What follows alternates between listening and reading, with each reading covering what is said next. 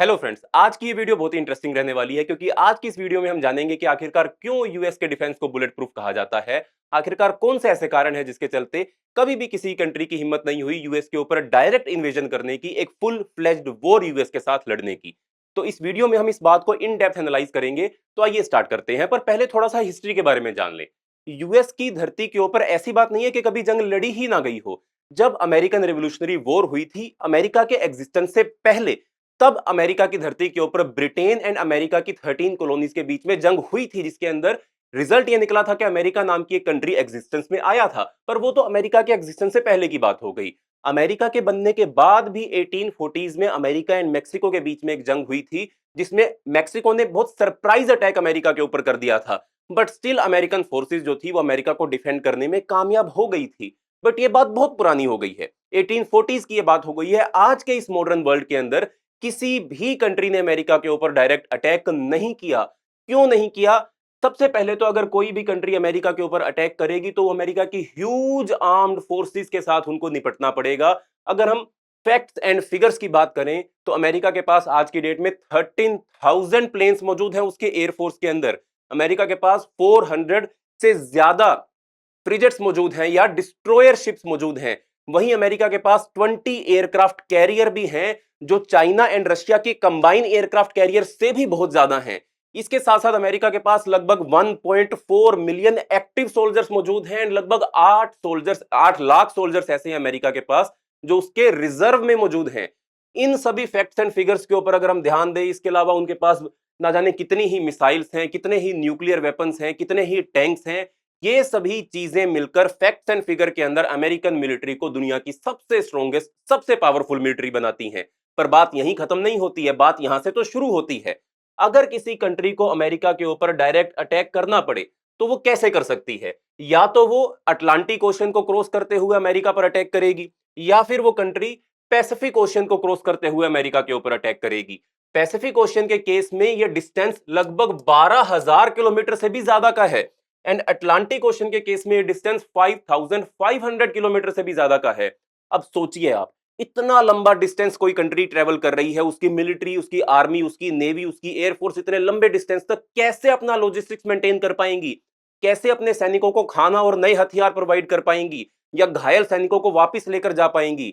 तो ये बहुत ही इम्प्रैक्टिकल सा लगता है कि यूरोप के थ्रू होते हुए, अटलांटिक ओशन के थ्रू होते हुए अमेरिका पर अटैक कर दिया जाए, या फिर पैसिफिक ओशन के थ्रू होते हुए चाइना या रशिया में से कोई भी कंट्री अमेरिका के ऊपर अटैक कर दे।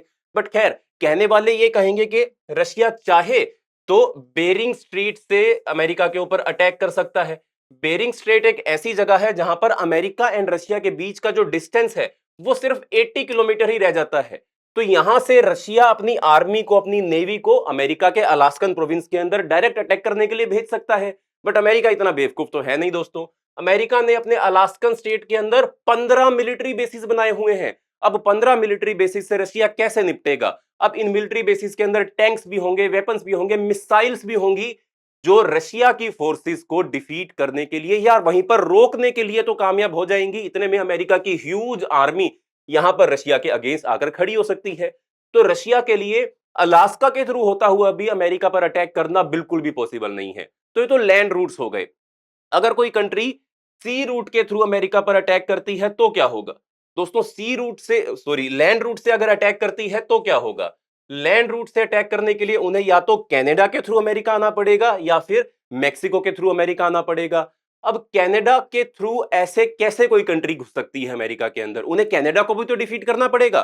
कनाडा को भी डिफीट करने के लिए इतने बड़े लैंड एरिया को कंट्रोल भी करना पड़ेगा और फिर वो यूएस से पहुंच पाएंगे। बट इससे पहले कनाडा, जो कि नेटो का मेंबर है, उसका आर्टिकल 5 जो है वो इनिशिएट हो जाएगा और सभी नेटो की कंट्रीज, लगभग जो 31 कंट्रीज नेटो की मेंबर हैं, वो सभी मिलकर उस इन्वेडिंग कंट्री के खिलाफ कनाडा के अंदर जंग में उतर जाएगी। और अमेरिका भी तो उनमें से एक है। तो ये प्लान भी फेल होता हुआ दिखाई देता है।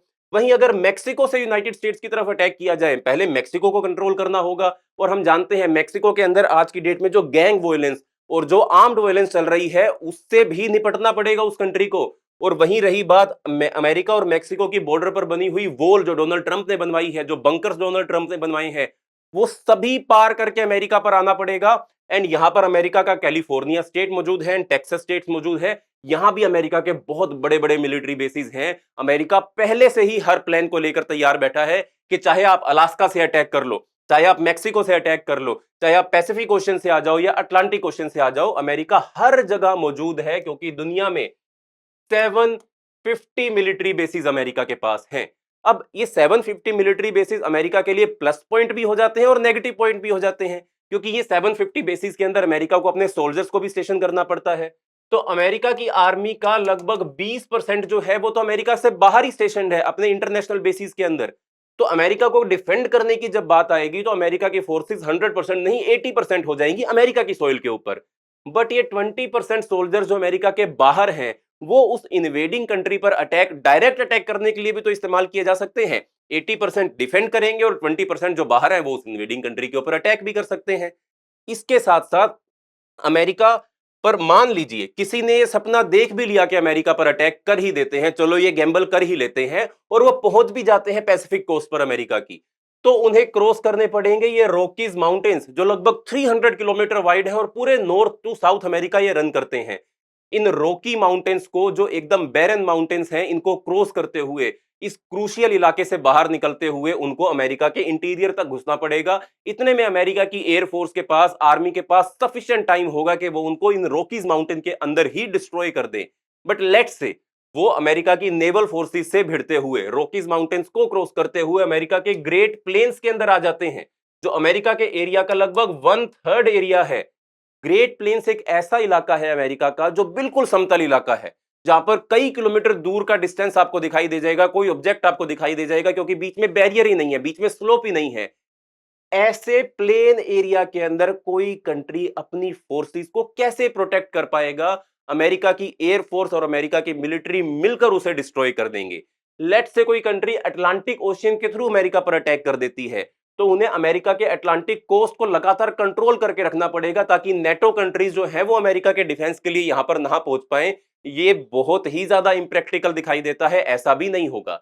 और इसके अलावा हम एक और ऑप्शन को डिस्कस अगर करें कि अमेरिका पर डायरेक्ट अटैक कोई करता नहीं है, बट अमेरिका के इंपोर्ट एंड एक्सपोर्ट को Pacific ocean and Atlantic ocean में रोकने की कोशिश करता है, ताकि अमेरिका को इकोनॉमिकली डिफीट किया जा सके। उस केस में क्या अमेरिका अपने आप को डिफेंड कर पाएगा? देखिए, किसी भी कंट्री को अगर वॉर लड़नी पड़ती है तो उसको एनर्जी भी चाहिए, उसे फूड भी चाहिए, उससे आर्म्स भी चाहिए। हम जानते हैं अमेरिका अपने हथियार खुद बना लेता है। वहीं अगर हम फूड की बात करें तो अमेरिका ने पिछले साल लगभग $177 बिलियन का फूड तो एक्सपोर्ट कर दिया था। इन केस अमेरिका जंग में उतरता है तो वो इस फूड एक्सपोर्ट को रोक देगा।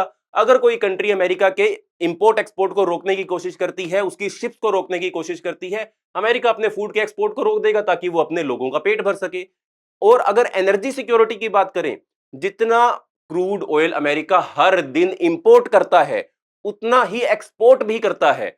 अगर अमेरिका को अपनी एनर्जी सिक्योरिटी बनानी पड़ी या उसको मेंटेन करना पड़ा, तो अमेरिका अपने क्रूड ऑयल के इंपोर्ट को अगर बंद हो जाता है तो वो अपने एक्सपोर्ट को भी बंद कर देगा, जिसके चलते वो अपनी कंट्री के लोगों को पेट्रोलियम और गैसोलीन और नेचुरल गैस की सप्लाई लगातार कर सके। तो दोस्तों, इन सभी मुद्दों की अगर हम बात करें, एक तरफ अटलांटिक ओशियन, एक तरफ पैसिफिक ओशियन, एक तरफ अमेरिका के नॉर्थ में कनाडा जो नेटो का मेंबर है, साउथ में मेक्सिको जिसके साथ अमेरिका लगातार अपनी मिलिट्री कोऑपरेशन बढ़ाता जा रहा है, दुनिया भर में फैले हुए अमेरिका के मिलिट्री बेसिस, अमेरिका की इतनी स्ट्रॉन्ग आर्मी, दुनिया की सबसे बड़ी इकोनॉमी, ऐसी कंट्री से पंगा लेना तो कोई भी नहीं चाहेगा।